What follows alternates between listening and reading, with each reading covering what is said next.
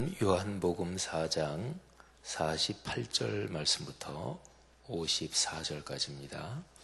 요한복음 4장 48절부터 54절까지 말씀. 우리 모두 함께 목소리를 맞춰 봉독하지요.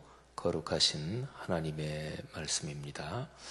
예수께서 다시 갈릴리를 가나에 이르시니 전에 물로 포도주를 만드신 곳이라. 왕의 신하가 있어 그의 아들이 가버나움에서 병들었더니 그가 예수께서 유대로부터 갈릴리로 오셨다는 것을 듣고 가서 청하되 내려오셔서 내 아들의 병을 고쳐주소서 하니 그가 거의 죽게 되었음이라. 예수께서 이르시되 너희는 표적과 기사를 보지 못하면 도무지 믿지 아니하리라. 신하가 이르되 주여 내 아이가 죽기 전에 내려오소서. 예수께서 이르시되 가라 내 아들이 살아있다 하시니 그 사람이 예수께서 하신 그 말씀을 믿고 가더니 내려가는 길에서 그 종들이 오다가 만나서 아이가 살아있다 하거늘 그 낫기 시작한 때를 물은즉 어제 7시에 열기가 떨어졌나이다 하는지라. 그의 아버지가 예수께서 내 아들이 살아있다 말씀하신 그 때인 줄 알고 자기와 그 온 집안이 다 믿으니라. 이것은 예수께서 유다에서 갈릴리로 오신 후에 행하신 두 번째 표적이니라. 아멘. 우리 그리스도인들이 많이 아는 사건이 오늘 같이 읽은 말씀에 기록이 되어 있습니다.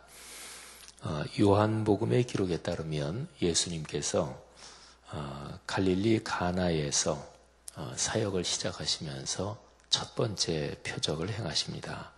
그것은 결혼하는 집에 가셔서 물로 포도주를 만드신 그런 표적이지요. 근데 예수님께서 갈릴리에서 두 번째 표적을 행하시는데 그게 이제 오늘 우리가 같이 읽은 본문 말씀입니다.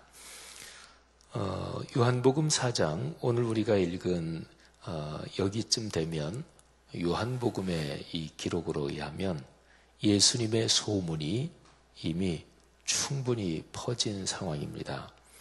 예수님께서 갈릴리 가나에서 표적 일으키신 사건도 그렇고 그 다음에 예수님께서 오늘 우리가 읽은 본문 4장이 마지막 부분에 오기 전까지 중간에 예루살렘으로 올라가시죠. 그리고 예루살렘에서도 말씀도 가르치시고 또 이런저런 표적도 행하십니다. 요한복음 3장에 보면 니고데모라는 사람이 예수님을 찾아오는 장면도 나오죠. 니고데모는 유대인의 신분이 높은 사람이었는데 공회 의원이다 이렇게 보죠. 신분이 높은 사람이 예수님을 찾아왔다는 것은 예수님이 그만큼 소문이 많이 났다는 것이고요. 그리고 당시에 유대 사회의 당국자들에게서 예수님은 저 사람 위험한 사람이다. 이렇게 이미 위험인물로 그렇게 지목되어 있는 상황이었습니다. 그런데도 불구하고 그 신분이 높은 사람이 그런 위험인물을 만나면 자기의 사회적 지위가 문제가 될 수도 있잖아요. 그런데도 예수님을 찾아와요. 물론 그런 상황이기 때문에 밤에 찾아오긴 하죠. 그러니까 요한복음 4장 오늘 우리가 읽는 이 부분쯤에서는 예수님의 소문이 많이 퍼졌다. 또 예수님이 표적을 행하시고 또 말씀을 가르치시는 이것이 많은 사람에게 알려졌다. 이런 상황이다. 이 사실을 기억하는 게 중요합니다. 예수님께서 갈릴리 가나에 갈릴리 쪽으로 다시 내려오시기 전에 유대에서 이제 쭉 갈릴리로 오시면서 중간에 사마리아를 들르시죠. 수가성 우물가 거기에서 한 여인에게 복음을 전하시고 또 수가성 그 사마리아 동네에서 이틀을 머무시면서 복음을 전하십니다. 그리고 이제 갈릴리 가나에 내려오시는데 사마리아에서 갈릴리 가나로 내려오시면서 예수님께서 이렇게 말씀하십니다. 선지자가 고향에서는 높임을 받지 못한다. 우리가 오늘 읽은 말씀 바로 한 두어 절 앞에 나오는 말씀이죠.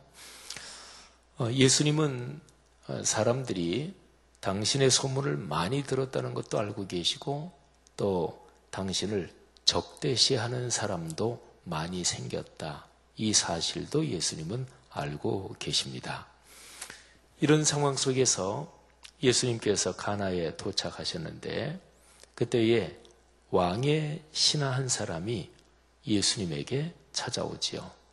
근데 그 왕의 신하는 자기 아들이 심각한 병에 걸린 상황이었습니다. 거의 죽을 정도로, 그러니까 아주 심각한 상황이었죠. 그래서 예수님께 부탁을 합니다. 좀 저희 집에 내려오셔서, 그러니까 가버나움에 내려오셔서 제 아들의 병을 좀 고쳐 주십시오. 갈릴리 가나라 그랬죠. 가나는 조금 높은 동네입니다. 해발이 한 300, 400 그 정도 높은 동네고, 그리고 가버나움은 거기서 한참 더 밑으로 내려가야 돼요. 그래서 이제 이 아버지가 내려오셔서 내 아들의 병을 좀 고쳐 주십시오. 그가 거의 죽게 되었다. 여기에 47절에 그렇게 기록이 되어 있죠. 근데 예수님께서 이런 말씀을 하십니다. 너희는 표적과 기사를 보지 않으면 도무지 믿지 않는구나. 이거는 책망조의 말씀이죠. 예수님께서 이렇게 책망하셨다는 얘기는 그 아이의 아버지를 책망하셨다. 이 뜻도 담겨 있다고 볼 수가 있어요. 그런데 요한복음 전체의 흐름을 보면 아이 아버지를 직접적으로 또 아이 아버지만을 책망하신 게 아니고요. 그 당시의 전반적인 상황에서 사람들이 예수님을 대하는 그 전반적인 어떤 태도나 이런 거를 보고 말씀을 하신 거예요. 아까 말씀드린 대로 예수님을 적대시하고 또 예수님을 공격하려는 사람들이 많이 생겼어요. 근데 반면에 예수님을 따르고 또 예수님을 선지자로 여기고 또 메시아로 믿는 그런 사람들도 많이 있었거든요. 근데 예수님을 따르고 지지하는 사람들, 이 사람들 중에서 문제가 있다. 그 문제가 뭐냐? 표적과 기사를 통해서만 믿는다. 예수님의 지금 말씀은 당신을 지지하고 따르는 사람들에 대한 책망입니다. 예수님을 반대하고 또 공격하고 이러는 사람들이야 워낙 적대자들이니까 그거야 지금 논외죠. 근데 예수님을 지지하고 따르는 사람들, 이 사람들을 지금 책망하시는 거예요.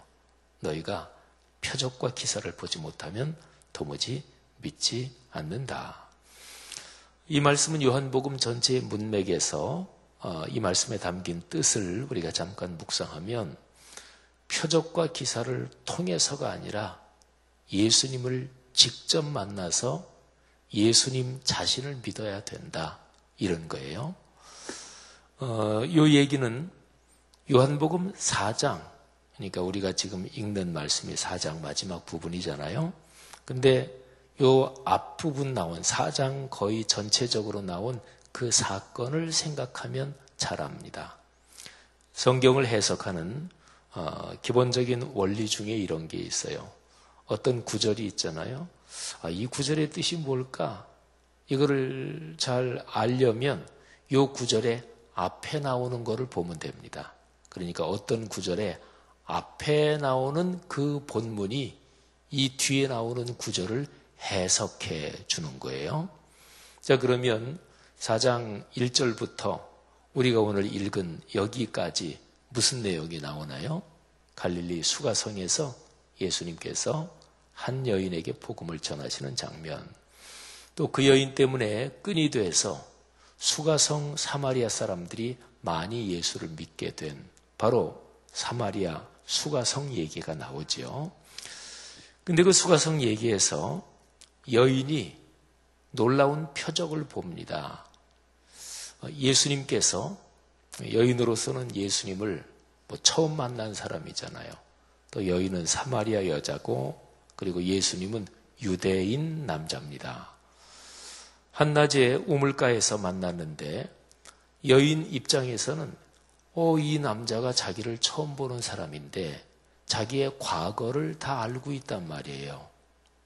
그러면 이거는 놀라운 일이잖아요. 그러니까 표적이잖아요. 예를 들어서 어떤 사람이 여러분이 누구를 처음 만났는데 누구를 소개로 어떤 사람을 만났는데 소개해 준 사람이 이렇게 얘기하는 거예요. 아유, 그분이 굉장히 신령해요. 그분한테 한번 기도받아 보세요. 아주 굉장히 신령한 분입니다. 처음 만났는데, 그런데 그 신령하다는 그 사람이 내 개인 사정을 알고 있는 거예요. 예를 들어서 나를 소개해 준 그 사람이 그 사람도 알고 있지 못한 내 개인 사정을 알고 있는 거예요. 그러면 어떤 생각이 들까요? 이분이 투시의 능력이 있구나. 뭐를 꿰뚫어 보는 능력이 있구나. 이렇게 생각할 거 아니겠어요. 그죠? 그거는 보통 사람으로서는 생각할 수 없는 기적 같은 일이잖아요.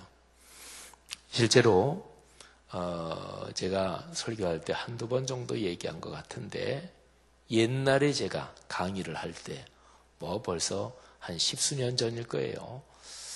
강의를 할 때 서울신학대학교 그 야간 쪽에서 제가 강의를 하는데, 그 당시에 제 강의를 들었던 학생들 중에서 신앙이 참 좋고, 또 교수가 강의를 하다 보면 그 학생들을 알지요. 한 학기 쭉 강의하면. 근데 진짜 신앙이 좋은 사람들이에요. 거기에 서로가 친한 자매들, 여학생들이 한 서너 명 있었는데, 근데 진짜로 신앙이 좋은 사람이고, 그리고 착하고, 그래서 참 귀한 여학생들이구나. 그런데 그 여학생, 언젠가는 강의가 끝나는데 그 여학생 3명이, 교수님, 잠깐 좀 만났으면 좋겠습니다. 지금 시간 좀 되십니까? 그래서, 그러시라고. 그래서 잠깐 이제 강의가 끝나고 학생들은 가고 그 세 학생들하고 이렇게 얘기를 하는데, 그 세 여학생이 하는 말이, 교수님, 우리가 메시아를 만났어요. 그러는 거예요. 그러니까 예수님이 재림하셨다는 거예요. 메시아를 만났어요. 그래서 무슨 얘기냐고. 그랬더니 그 여학생들이 하는 얘기가 대전에 있는 어떤 사람인데 자기들도 다른 사람한테 소개받았다는 거죠. 진짜로 신령하고 그분이 메시아다. 그래서 전화를 했대요. 근데 전화를 했는데 그 대전에 있는 어떤 사람하고는 처음 모르는 사람이고 전화를 했는데, 전화 통화를 하면서 그 대전에 있는 사람이 자기들의 개인 사정을 훤히 알고 있더래요. 그런 얘기를 하면서 교수님, 이거는 너무 놀라운 일 아니에요? 그러니까 그것 때문에 확 넘어가 버린 거예요. 제가 고민이 돼서 얘기를 들으면서 이걸 어떻게 얘기해 줘야 되나. 그래가지고 이제 제가 이렇게 저렇게 얘기를 해줬는데, 참 다행스럽게도 그 세 여학생이 이게 잘못된 거구나. 그리고서 이제 거기에서 빠져나왔어요. 초기니까. 깊숙하게 들어갔으면 아마 힘들었을 거예요. 그러니까 어떤 사람이, 나를 처음 보는 사람이 내 개인 사정을 막 알아맞춘다. 그러면 휘가닥 넘어가는 거예요. 예수 믿는 사람들이 그렇게 해서 잘 넘어가요. 그리고 대개 여기 이제 연세 드신 분들, 인생 경험 오래되다 보면 누구를 이렇게 만나는데, 저 사람 얼굴에 수심이 많으네. 이런 건 보통 알 수 있잖아요. 그죠? 그리고 인생 경험이 많고 사람이 그런 감각이 조금 세심하면, 예를 들어서 심리학 하는 사람들, 상담하는 사람들은 남하고 조금만 얘기해 보면 보통 사람은 알지 못하는 거를 훤히 아는 게 많이 생깁니다. 우리 같은 목회자들도 그런 감각이 발달하는 사람들이에요. 왜냐하면 늘 사람 만나니까. 또 세일하는 사람들이 있죠. 이런 사람도 그런데 뛰어납니다. 예를 들어서 세일하는 사람들은 다른 사람하고 한 2, 3분만 얘기하면 이 사람이 뭘 좋아하는구나 이거 알아요. 되게 이제 어느 정도 나이가 이 정도 되면 제일 편하게 얘기할 수 있는 게 그 사람 가족 얘기고 특히 손주 얘기인데, 무슨 아이고 보니까 손주 있으실 나이 연세 같으시네요. 그럼 아이고 우리 손주 있죠. 얼마나 됐어요? 근데 손주 얘기를 꺼내는데 그 상대방이 벌써 얼굴에 표정이 달라진다. 뭐 되게 할머니 할아버지를 그러잖아요. 근데 유달리 그렇다. 그러면 이 사람이 손주가 뭐 굉장히 너무 좋아서 어쩔 줄 모르는 거지요. 그렇게 해서 끈으로 해서 그 사람을 기분 좋게 하면서 물건도 팔고 그러는 거예요. 근데 예를 들어서 어떤 사람이 이렇게 하면서 넘겨 짚어가지고 이렇게 얘기했는데 거기에 휙 넘어가는 경우도 있고. 자, 어쨌든 제가 지금까지 말씀드린 거는 표적과 기사 이런 거예요. 수가성 우물가의 그 여인은 표적과 기사를 본 거예요. 그러면서 그게 이제 끈이 돼서 결국은 예수님을 믿게 되는 거죠. 여인이 마을에 들어가서 사람들한테 얘기합니다. 내 개인적인 일을 내가 전혀 처음 보는 사람인데 다 알아맞춘 사람이 있다. 그렇게 얘기를 해요. 그러니까 야, 이거 놀라운 일이다. 제가 아까 했던 얘기랑 비슷한 거죠. 그러니까 사마리아 수가성 사람들이 막 관심을 가지기 시작해요. 그러면서 사마리아 수가성 사람들이 예수님을 믿어요. 그런데 그들이 예수님한테 우리 마을에 좀 머물다 가셔요. 그래서 거기서 이틀 밤을 제자들하고 지내십니다. 근데 그리고 나서 사마리아 사람들이 하는 말이 요한복음 4장 42절에 이렇게 기록이 되어 있어요. 그 동네 사람들이 그 여자에게 말하되 이제 우리가 믿는 것은 내 말로 인함이 아니니. 그러니까 그 여인이 표적을 봤다 그렇게 얘기한 거죠. 말하자면. 근데 표적을 봤다는 내 말 때문이 아니다. 이는 우리가 친히 듣고 그가 참으로 세상의 구주신 줄 알았기 때문에 우리는 이제 믿는다. 이게 이제 진짜 믿음이지요. 그러니까 표적과 기사는 예수님을 만나는 끈은 될 수 있어요. 그런데 표적과 기사에 계속 머물러 있으면 그게 어린 믿음이에요. 위험한 믿음이에요. 예수를 오래 믿은 지가 오래됐는데 계속해서 표적과 기사만 구한다. 그러면 신앙이 성장이 안 돼요. 어린아이 같은 믿음이지요. 이제는 표적과 기사는 예수님을 소개해주는 화살표 같은 거예요. 이제 예수님을 직접 만나서 그분을 하고 교제하면서 그분하고 사귐을 가지면서 믿음이 깊은 데로 들어가야 돼요. 자, 그런데 이제 문제가 하나 있네요. 여기에 요한복음 사마리아 수가성 2000년 전에는 그 사람들이 예수님을 직접 뵐 수 있었잖아요. 예수님이 육신의 모습으로 계셨으니까. 그런데 오늘날 여러분과 저 우리들은 예수님을 직접 뵐 수가 없잖아요. 그러면 어떻게 예수님을 직접 만나나요? 그게 바로 예수님에 대하여 예수님을 증언한 66권 성경 말씀을 통해 예수님을 만나는 거예요. 성경 말씀을 통해 예수님을 만날 때 우리가 보통 책을 통해서 정보를 얻고 지식을 얻는 성경을 읽는다, 성경을 독서한다는 것은 일반 다른 책 독서하는 것하고는 달라요. 이거는 하나님의 계시의 말씀인데 이 성경을 읽고 성경을 독서할 때 성령께서 가르쳐 주시는 거예요. 성령께서 깨닫게 해주시는 거예요. 그리고 목사를 세우시고 목회직을 세우신 이유도 제일 근본적인 것은 하나님의 말씀을 증언하고 말씀 사역하기 위해서 목회직을 세운 거예요.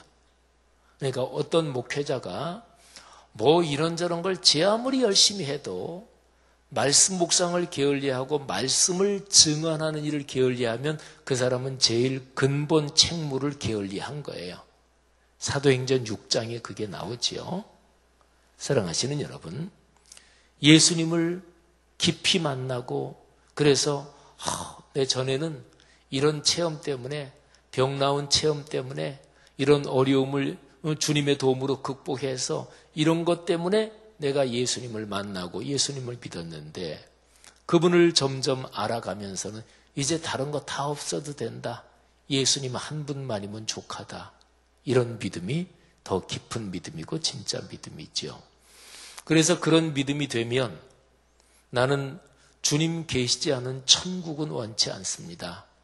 주님만 같이 계시면 지옥도 좋습니다.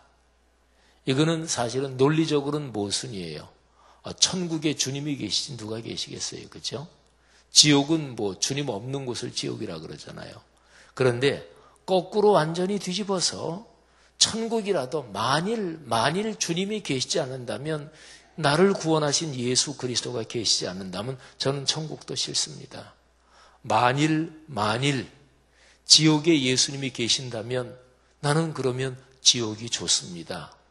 그러니까 이거는 역설적인 표현이라고 말씀드렸죠. 뭐가 천국이에요? 예수 그리스도 계신 곳이 천국이에요. 표적과 기적이 있는 곳이 천국이 아니고 예수 그리스도 계신 곳이 천국이고, 어디가 지옥이에요? 예수 그리스도가 계시지 않는 곳이 바로 지옥입니다. 그러니까 그리스도인이 살아가면서 고난과 어려움을 극복할 수 있는 신앙적인 근거가 바로 이거예요. 그러니까 표적과 기사만 따라가는 신앙은 자기의 삶에서 어려운 일이 부딪히고 어려운 일이 계속되고 그 어려운 일이 해결되기를 위해서 기도하는데 기도가 응답되지 않는다. 그러면 꺾여요. 예수 믿어봤자 소용없다. 예수 믿으면 뭐 잘 산다더니, 예수 믿으면 복 받는다더니, 아이고 뭐 우리 집안 왜 이렇게 어려운데 계속 기도해도 응답도 안 해주시고, 예수 믿어야 소용도 없다. 그리고 예수 안 믿는 사람들이 있죠. 그죠? 교회 나오다 안 나온 사람들이 있죠. 교회는 나왔는데 예수님을 만나지 못한 거예요. 그렇잖아요. 사랑하신 여러분, 오늘 여기 예수님의 말씀이 그런 말씀이에요. 성도 여러분들이요, 예수 그리스도 그분을 깊이 만나시기를 주님의 이름으로 축복합니다. 예배를 통해서 또 교회 이런 기도회나 여러 가지 모임을 통해서 우리는 주님의 응답을 기대합니다. 근데 응답 중에서 가장 큰 응답은 바로 예수님 자신을 받는 거고 예수님 자신을 만나는 거예요. 근데 말씀드린 대로 예수님은 지금 육신의 모습은 계시지 않으니까, 그러니까 66권 성경을 통해서 예수님을 더 알아가고 깊이 만나는 게 예수님을 직접 만나는 것입니다. 예수님은 그 아버지의 간절한 간구를 응답해 주십니다. 그런데 직접 가지는 않으시고, 가라, 내 아들이 살아있다. 근데 그 아버지가 예수님의 말씀을 믿고 가요. 이 아버지의 믿음은 대단한 거지요. 그리고 내려가는 길에 자기의 집에서 하인들이, 종들이 올라오면서 만나는데, 종들이 아유 주인님 도련님이 살았어요. 아들이 도련님이 회복됐어요. 그래서 언제 그랬냐? 그리고 시간을 얘기하는데 보니까 어제 예수님이 말씀하신 그 시각이에요. 주님의 말씀으로 치유됐구나. 말씀하심으로 치유됐구나. 그래서 자기와 온 집안이 다 믿었다. 이렇게 기록이 되어 있죠. 사랑하는 성도 여러분들이요, 예수님을 믿는 신앙이 그것입니다. 말씀을 듣고 또는 묵상하고 이 말씀을 통해서 예수님을 깊이 만나고 더 알아가는 거예요. 오늘 하루도 여러분의 삶에서 그런 복이 넘치기를 축복합니다. 분명히 예수 그리스도 삼위일체 하나님은 우리 삶의 문제에 복을 주십니다. 내 삶에서 힘들고 어려운 문제 주님께서 해결할 수 있으십니다. 주님을 신뢰하시고 주님 그분의 인격을 꼭 신뢰하시고 걸어가는 오늘 복된 하루 되실 줄 믿습니다. 하나님 은혜 감사합니다. 오늘 들은 말씀 또 우리 삶에 오늘 하루 걸어가는 귀한 지표 또는 중심이 되게 하시고, 우리 교회 성도님들 가운데 몸에 병이 있어서 간절히 주님 앞에 간구하는 성도들, 그 병을 고쳐 주옵소서. 특별히 또 암이나 이런 힘든 병에 걸려서 투병하고 있는 성도들 하나님이 고쳐 주옵소서. 지금 안수하여 주옵소서. 또 오늘부터 항암 치료받는 집사님도 계십니다. 하나님께서 한 집사님의 병을 고쳐주시고 또 하나님이 그 모든 치료 과정에 역사해 주옵소서. 예수님 이름으로 축복하며 기도합니다. 아멘.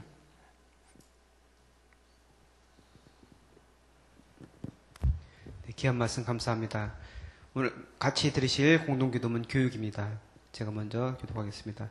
10년, 20년, 아니 주님 재림하실 때까지 내다보며 다음 세대를 사랑으로 품고 세워가게 하옵소서.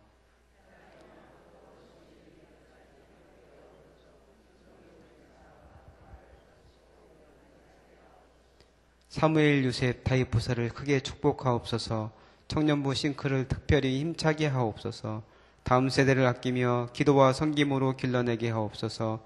교회와 사회의 미래를 말씀으로 열어가게 하옵소서. 아멘. 주기도문 하시겠습니다. 하늘에 계신 우리 아버지, 아버지의 이름을 거룩하게 하시며 아버지의 나라가 오게 하시며 아버지의 뜻이 하늘에서와 같이 땅에서도 이루어지게 하소서. 오늘 우리에게 일용할 양식을 주시고 우리가 우리에게 잘못한 사람을 용서하여 준 것 같이 우리 죄를 용서하여 주시고 우리를 시험에 빠지지 않게 하시고 악에서 구하소서. 나라와 권능과 영광이 영원히 아버지의 것입니다. 아멘. 기도 제목 나누겠습니다. 지금 들은 말씀이 내 삶으로 이어지게 하옵소서. 오늘 있는 여전도의 연합회 8월 올레를 축복하시고 말씀과 기도로 힘을 얻게 하소서. 시애틀 리누드에 세워진 로고스 라이프 교회 및 미션 센터를 축복하옵소서. 싱크 국내 선교가 8월 14일부터 17일까지 있는데 잘 준비되게 하시고 은혜가 넘치는 사역되게 하여 주옵소서. 태영아보 성경학교가 8월 25일, 26일 양일에 있는데 은혜 더하시고 수고하시는 교육자와 교사들을 축복하여 주옵소서. 북미 정상회담 이후 한반도에 분열과 대결이 종식되고 하나님의 평화가 임하게 하여 주옵소서. 기도하시고 또한 여러분 가지고 나오신 기도 제목 주님께 아뢰신 후에 자유롭게 들어가시기 바랍니다. 하나님 감사합니다.